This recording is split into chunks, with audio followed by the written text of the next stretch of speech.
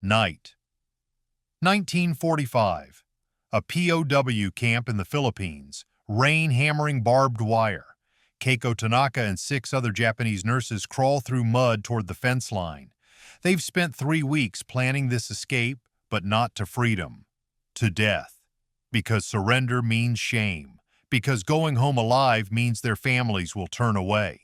Because the Emperor taught them one final duty: die with honor, not as prisoners. Keiko's fingers find the razor blade hidden in her collar. They all have one. They made a pact. But then American soldiers appear, rifles raised, and no shots are fired. "Get them to the infirmary," the sergeant says. Keiko's hand freezes on the blade. They were taught Americans were demons who'd torture them. They were trained to die rather than face capture. But these soldiers aren't executing them. They're saving them. And that terrified them more than any bullet could.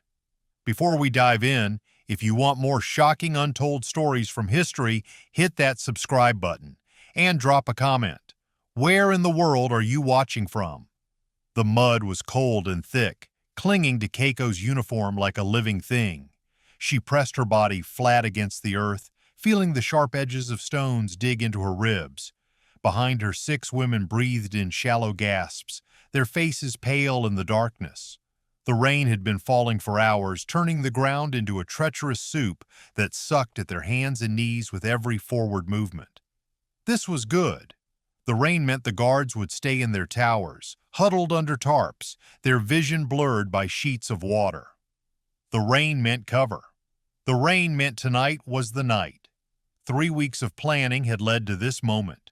3 weeks of watching the guard rotations, memorizing the gaps in their patrols. 3 weeks of stealing wire cutters from the maintenance shed, one piece at a time, hiding them in the latrine where no one would think to look. 3 weeks of practicing the route and whispers after lights out, each woman memorizing her role, her position, her movements. They had rehearsed it like a dance, each step choreographed with precision. Through the latrines, past the South Guard Tower during the 8 o'clock shift change, into the jungle beyond the fence, 30 meters. That was all that stood between them and the end.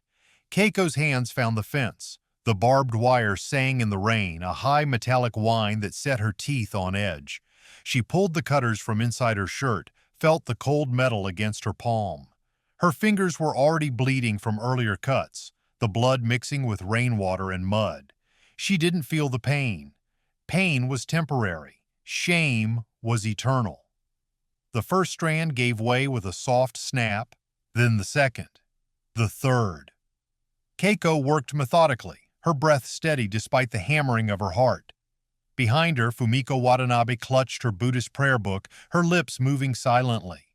The others waited, frozen in position, their eyes wide and white in the darkness.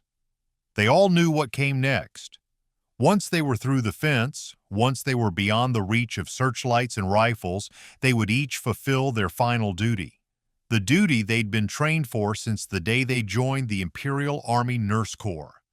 The duty every Japanese soldier knew by heart: never surrender, never be taken alive, death before dishonor.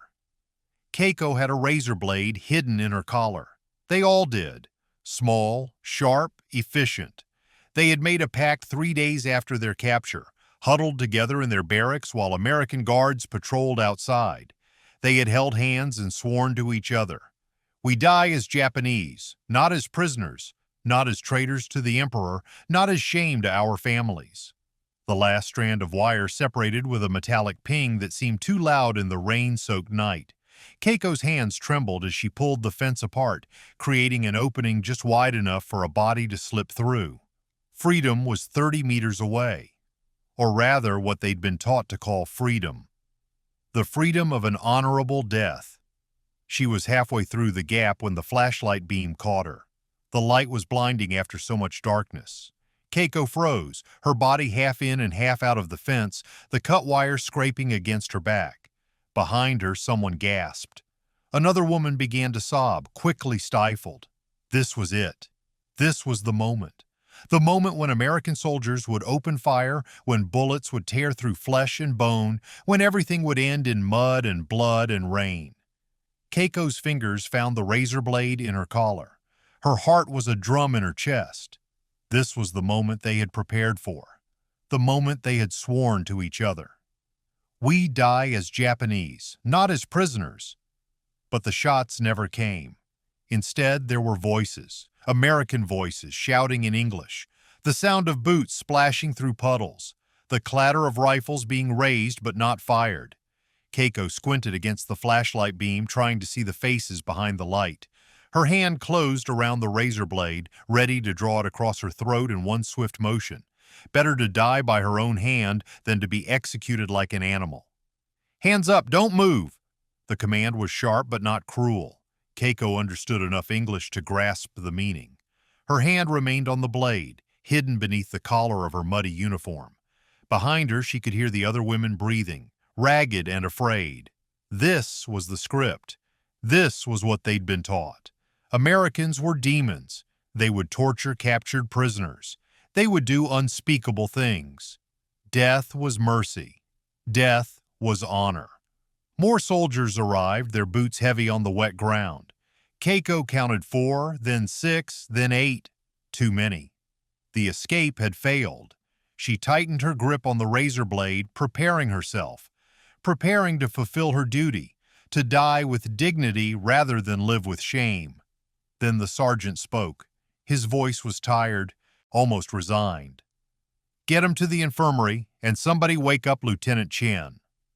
Keiko's hand froze. Her mind struggled to process the words. Infirmary, not execution, not a pit in the jungle, not a firing line. The infirmary. The soldiers approached with their rifles still raised but their fingers off the triggers. They gestured for the women to stand, to move forward. No one struck them. No one screamed curses or kicked them in the mud. They were simply escorted, like prisoners being moved from one place to another, like human beings who had broken a rule and needed to be secured. This wasn't in the script. This wasn't what they'd been taught. This wasn't how the story was supposed to end. Keiko's hand trembled on the razor blade, her entire body shaking with confusion and fear and something else she couldn't name. Behind her, Fumiko began to weep, soft broken sounds that the rain tried to wash away. The infirmary smelled of iodine and something else Keiko couldn't quite place. Soap, maybe, or disinfectant. Clean things, safe things, the kind of smells that belonged in a hospital, not a place where prisoners were taken to die. She sat on a cot with a wool blanket draped over her shoulders, watching as an American nurse moved between the 7 of them with calm efficiency. The nurse's hands were steady as she cleaned wounds, wrapped bandages, checked pulses. She didn't speak much, but when she did, her voice was soft, almost gentle. Lieutenant Sarah Chen. That was the name embroidered on her uniform. She was Chinese-American, Keiko learned later, though in that first moment all Keiko could process was the careful way Sarah handled her bleeding hands. The cuts from the barbed wire were deep, the flesh torn and ragged. Sarah cleaned each wound with meticulous attention, her face focused but not cold, not cruel, just present, like Keiko was a patient, not an enemy. The other women sat in similar states of stunned silence. Fumiko clutched her prayer book, her knuckles white. 2 of the younger nurses, Akari and Yuki, huddled together on a single cot, their eyes darting toward the door as if expecting soldiers to burst in at any moment with bayonets. But no soldiers came. Only Sarah, with her clean water and bandages and the kind of professional care that transcended language. Keiko kept her hand near her collar where the razor blade remained hidden. She hadn't used it. She didn't know why. The moment had come and gone, and she'd frozen. Now, sitting in this too-quiet infirmary with a blanket warming her shoulders and gauze wrapped around her hands, she felt something worse than fear. She felt confusion, and confusion was dangerous. Confusion meant the certainty they'd been trained to carry was cracking. A guard stood near the entrance, a young man with sandy hair and nervous eyes. He shifted his weight from foot to foot, his rifle slung over his shoulder in a way that suggested he wasn't expecting to use it. At one point, he cleared his throat and spoke in a soft Oklahoma drawl that reminded Keiko of rain falling on wood. "Get some sleep, ma'am." The word ma'am echoed in her head long after he said it. Ma'am, not prisoner, not enemy. Ma'am, like she was someone deserving of respect. Keiko thought about her mother's last letter, the one that had arrived 3 months before the escape attempt. Die with honor rather than shame the family. Those words had been a comfort then, a clear instruction in a world of chaos and violence. But now, lying on a clean cot with her wounds bandaged and a guard calling her ma'am, those words felt like a weight pressing down on her chest. If we don't die, we can never go home. Our families will be shamed. We are ghosts now. The night passed slowly. No one came to torture them. No one came to interrogate them or drag them to execution. There was only the quiet hum of the medical tent, the soft breathing of the other women, and Sarah's occasional footsteps as she checked on them through the night. Keiko lay awake, staring at the canvas ceiling, trying to reconcile what she'd been taught with what was happening. Americans were supposed to be demons, cruel, inhuman. But Sarah had treated her wounds with the same care Keiko herself would have given a patient. The guard had called her ma'am. They'd been given water, blankets, a place to sleep. Morning came with pale light filtering through the tent flaps. Keiko heard voices outside speaking in rapid English. Then footsteps. A man entered, younger than the sergeant from the night before, wearing a different uniform. He was Japanese-American, she realized with a start, his face, his features, his bearing. But the uniform was American. The cognitive dissonance made her head spin. He introduced himself as Sergeant Daniel Hayashi, speaking in flawless Japanese that carried the accent of Tokyo. His words were careful, chosen with precision. He explained that they would not be executed, that they would not be forced to end their lives, that they would be held as prisoners of war under something called the Geneva Convention, that they would be treated with respect. The words landed like stones in still water, sending ripples through Keiko's understanding of the world. If we don't die, we can never go home. The thought circled her mind like a vulture.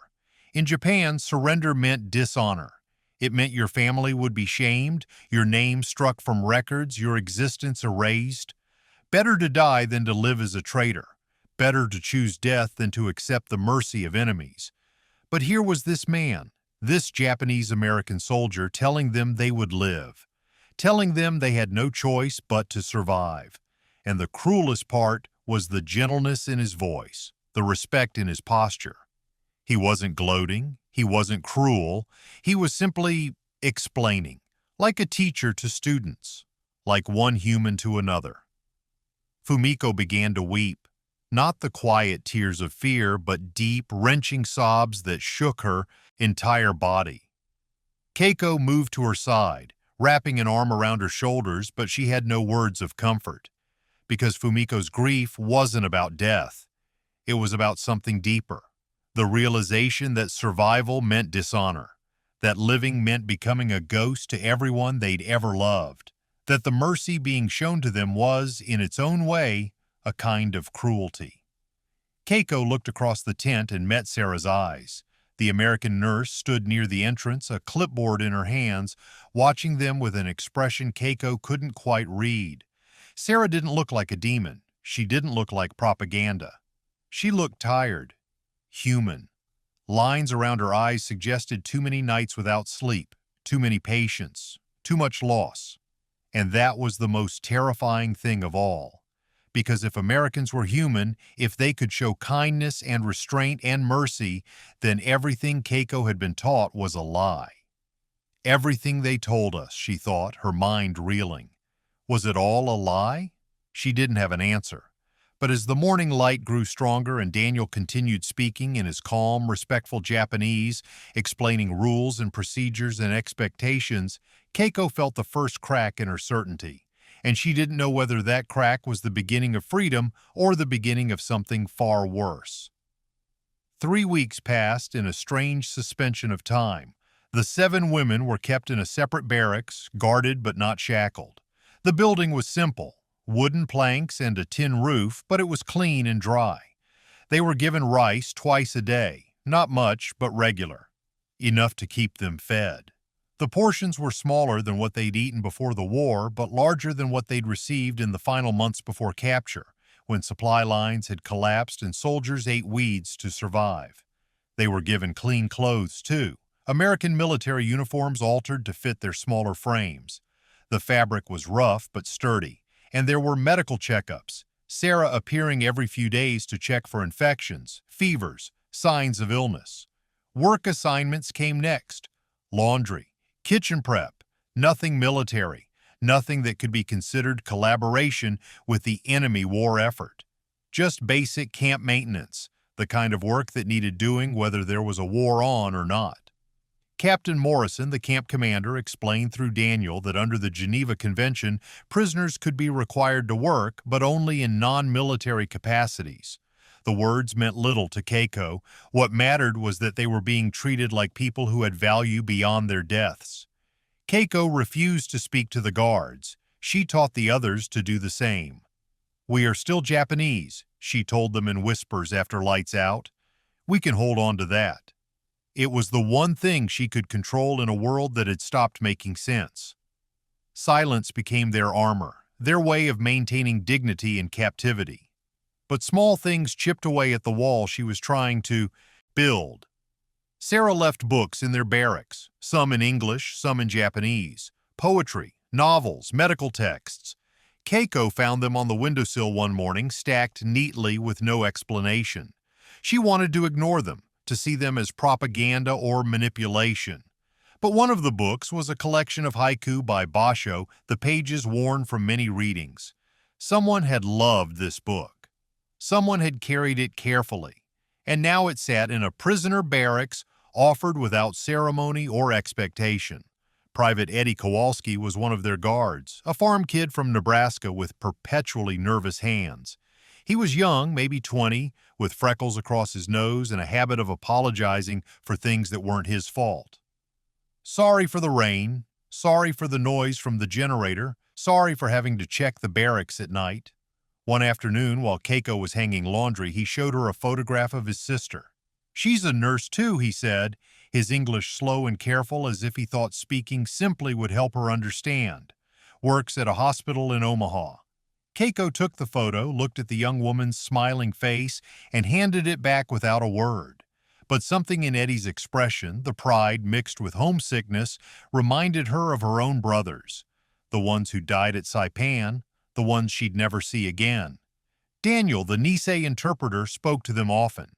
Not interrogations, just conversations.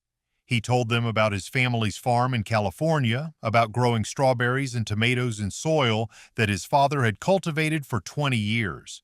He told them about the day the government came and gave them a week to pack, about the internment camp at Manzanar where his parents and younger sister still live behind barbed wire, about joining the army to prove loyalty to a country that had imprisoned his family. The irony burned in Keiko's chest. His people were imprisoned too, by the same government that now treated her with dignity. She didn't know what to do with that information. It didn't fit into any category her training had prepared her for. Americans were supposed to be unified in their hatred of Japan, in their desire to destroy everything Japanese. But here was Daniel, Japanese by blood, American by uniform, caught between two worlds and somehow managing to navigate both with grace. The crack in Keiko's certainty widened when Fumiko got sick. It started with a cough, then a fever, then the rattling wheeze of fluid in her lungs. Pneumonia. Keiko recognized it immediately. In the field, with limited supplies and no antibiotics, pneumonia was often a death sentence. She sat beside Fumiko's cot, holding her hand, watching her friend struggle to breathe. This is how it ends, she thought. Not with honor, not with a blade, but with sickness in a prison camp, far from home. Sarah worked through the night. Keiko watched from across the ward as the American nurse administered penicillin, checked Fumiko's pulse every hour, adjusted her, positioned to help her breathe, wiped her forehead with cool cloths when the fever spiked. Sarah's face was drawn with exhaustion, her movements slower as the hours dragged on, but she never stopped, never gave up, never treated Fumiko as less than worthy of every effort, every skill, every ounce of her training. When Fumiko woke the next morning, her fever broken and her breathing easier, she looked at Keiko with eyes full of confused grief. "She could have let me die," Fumiko whispered. "It would have been easier. One less prisoner to care for. One less enemy." Keiko had no answer, because Fumiko was right. Sarah could have done the minimum, could have let nature take its course, could have saved the precious penicillin for American soldiers, but she hadn't. She'd fought for Fumiko's life with the same intensity Keiko had seen in Japanese doctors fighting for their own wounded, and that changed something fundamental in how Keiko understood the world. The sound of American swing music drifted from the officer's tent that evening, tinny and strange through the humid air. Keiko sat on the barrack steps, her hands wrapped around a cup of strong coffee that Eddie had brought her. She hadn't asked for it. He'd just appeared with 2 cups, set one beside her, and walked away without expecting thanks. The coffee was bitter and hot, nothing like the tea she'd grown up drinking, but it was real and warm and somehow comforting in its strangeness. Keiko thought about her mother's letter, about honor and shame and the duty to die rather than surrender. But she also thought about Sarah's hands, gentle on Fumiko's forehead, about Daniel's quiet dignity, serving a country that imprisoned his family, about Eddie's photograph of his sister, the nurse in Omaha, about the careful way Captain Morrison had explained their rights as prisoners, speaking through Daniel with a formality that suggested he took those rights seriously. The wall was cracking. Keiko could feel it, stone by stone, certainty by certainty. And the terrifying part was that she didn't know what would remain when the wall finally fell. Sarah made the proposal on a humid afternoon when the air hung heavy with the promise of rain. The infirmary was short-staffed, too many cases of malaria, dysentery, infected wounds that required constant monitoring. She stood in the doorway of their barracks, her posture respectful, her voice careful. "You're trained nurses. We need help. Would you be willing to assist in the ward?" Keiko's first instinct was refusal. Working in the American infirmary felt like collaboration, like betrayal, like crossing a line that couldn't be uncrossed. She opened her mouth to say no, to remind Sarah that they were prisoners, not volunteers, that their duty was to resist, not to help. But before she could speak, Fumiko stood up from her cot. Her voice was quiet but steady. "I'll do it." The words hung in the air like smoke. Keiko stared at her friend, feeling something cold, settle in her stomach. Fumiko, who'd been raised in the strictest samurai traditions. Fumiko, who'd wept when the radio broadcast named her family among those who'd disowned captured soldiers. Fumiko, who'd been ready to die with a blade rather than face dishonor. And now she was volunteering to care for American soldiers. Keiko wanted to call it betrayal. Wanted to pull Fumiko aside and remind her of everything they'd been taught, everything they'd sworn to each other. But she couldn't find the words, because she'd watched Sarah save Fumiko's life. She'd seen the American nurse work through the night, fighting for someone who was supposed to be her enemy, and refusing to acknowledge that mercy felt like its own kind of dishonor. The first day Fumiko worked in the ward, Keiko watched from a distance. She told herself she was keeping an eye on her friend, making sure the Americans didn't exploit her or force her into anything dangerous. But really, she was watching to see if the ground would open up beneath them, if helping the enemy would somehow make everything they'd suffered, everything they'd lost, meaningless. Fumiko moved through the ward with the same gentle efficiency she'd shown in Japanese field hospitals. She changed bandages, checked temperatures, adjusted pillows, brought water. The patients were American soldiers, boys really, some of them younger than Keiko's brothers had been when they died. They looked at Fumiko with a mixture of curiosity and wariness at first, but she treated them with such careful professionalism that the wariness faded. She was just a nurse. They were just patients. The war existed outside those simple roles. One afternoon, Keiko watched as Fumiko tended to a 19-year-old private delirious with malaria. The boy thrashed in his cot, calling out for his mother, his words slurred and desperate. Fumiko could have ignored him, could have called for an American nurse to handle it. Instead, she pulled a chair beside his cot, took his hand, and began to hum. It was a lullaby, soft and low, the kind of song Japanese mothers sang to their children. Keiko recognized it immediately. Her own mother had sung it to her when she was small, when nightmares woke her in the dark. The boy calmed. His thrashing stopped. His breathing evened out. He didn't understand the words, probably didn't even realize the song was Japanese, but the melody, the human warmth of someone sitting beside him, holding his hand, offering comfort, that transcended language. That was simply one person caring for another in the oldest way humans knew how. Keiko felt something shift inside her chest. We are healers, she thought. That didn't change when we surrendered. The training that had been drilled into her at Tokyo Imperial University Hospital, the oath she'd taken, the reason she'd chosen nursing in the first place. Her father, the village doctor, had taught her that healing knows no borders.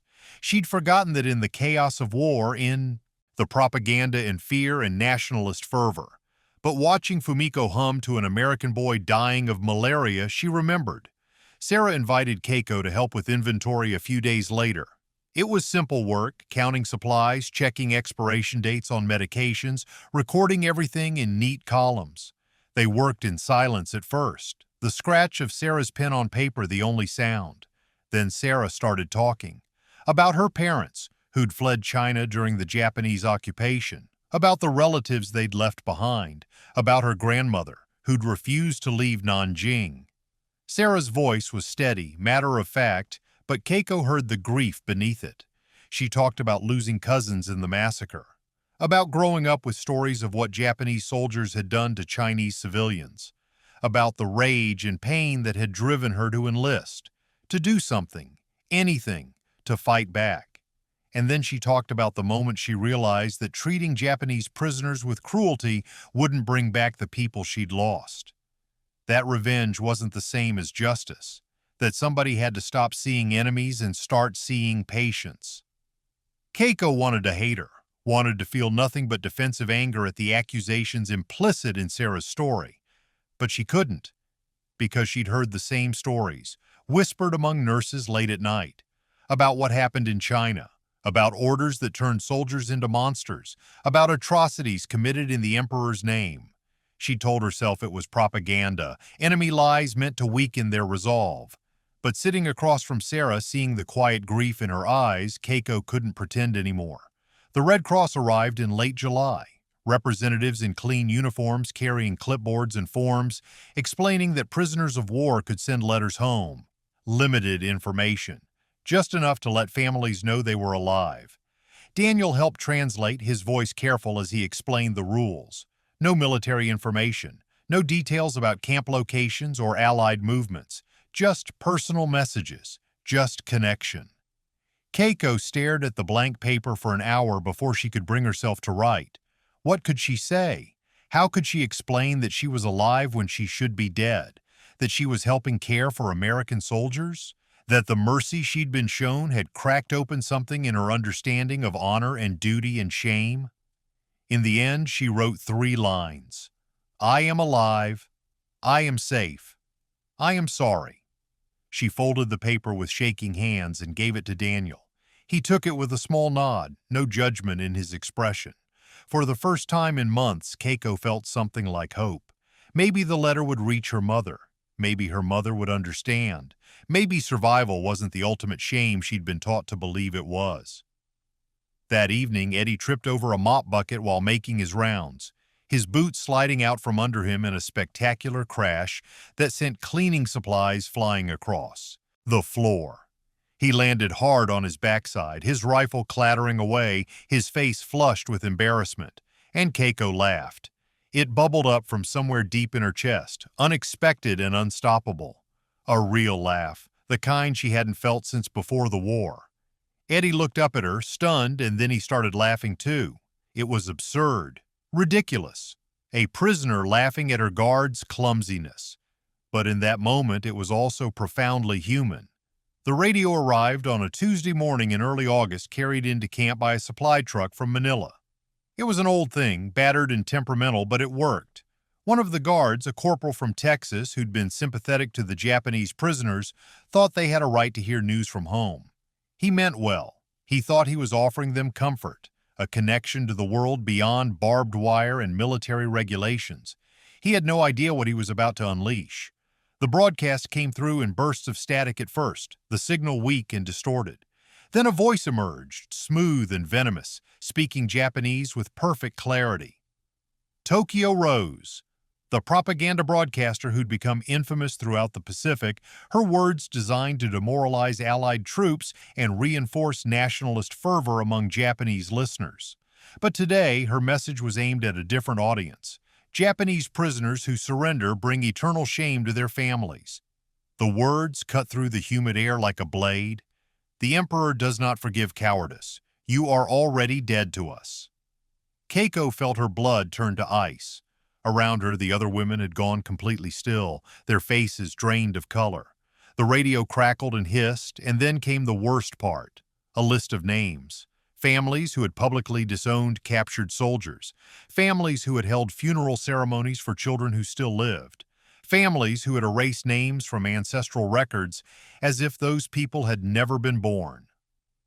Fumiko's family was on the list. The sound that came from Fumiko's throat wasn't quite human. It was the noise of something breaking, something fundamental and irreparable. She collapsed where she stood, her legs simply giving out beneath her. Keiko caught her before she hit the ground, wrapping her arms around her friend as Fumiko sobbed with a grief so deep it seemed to come from the earth itself. The other women gathered around them, some crying, some silent with shock, all of them facing the reality they'd been trying to avoid. They were ghosts now, officially, permanently. The families they'd tried to honor through survival had cut them loose. In the days that followed, the carefully constructed equilibrium of the camp shattered. Yuki refused to eat, turning away from every meal brought to her, her eyes hollow and distant. Akari demanded through Daniel that she be sent back to Japan, that she be given the chance to restore her honor through death. A third woman, Chio, tried to reopen the wounds on her wrists, tearing at the healed skin with her fingernails until Sarah had to sedate her and wrap her hands in thick bandages. Keiko watched her group fracture and felt the weight settle back on her shoulders, heavier than before.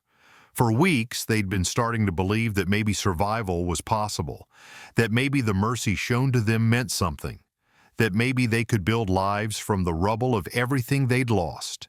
But the broadcast had stripped away that fragile hope, replacing it with the cold certainty of abandonment.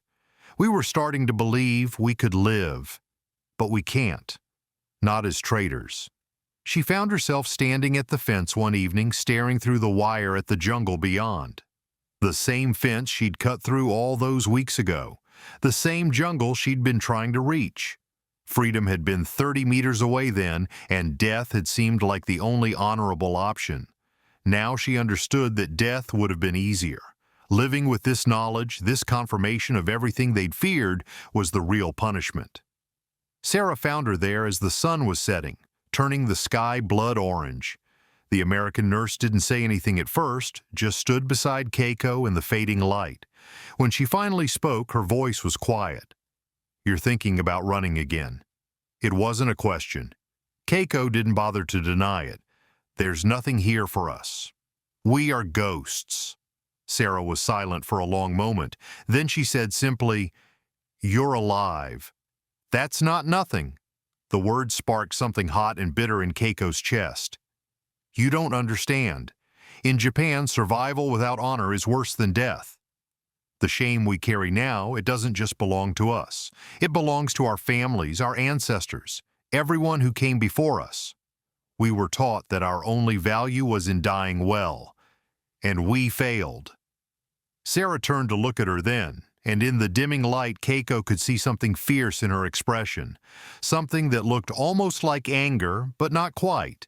"I understand that every system that teaches people to die for pride is a system built on lies," Keiko wanted to argue, wanted to defend the traditions that had shaped her entire life, the values that had given meaning to sacrifice and struggle.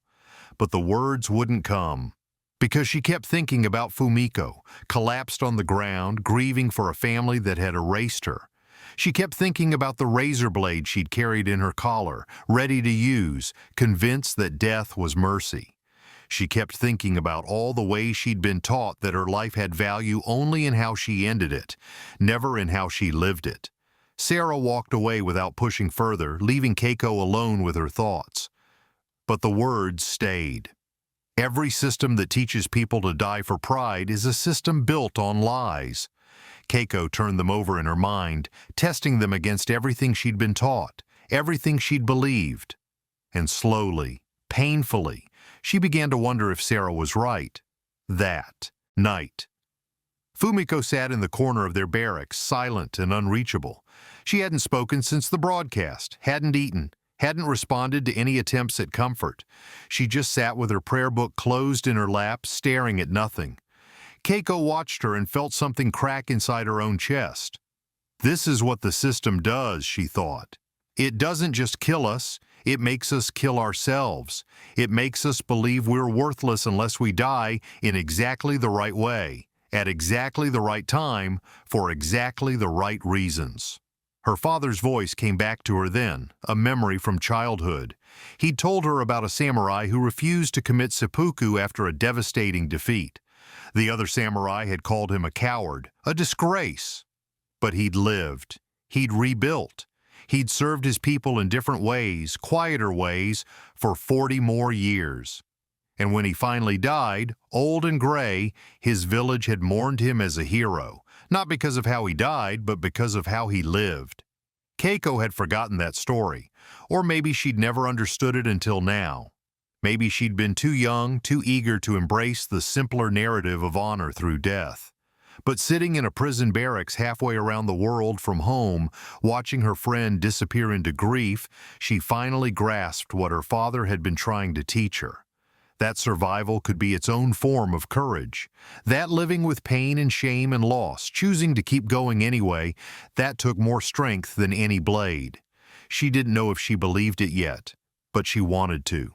And maybe she thought wanting to believe was enough to start with.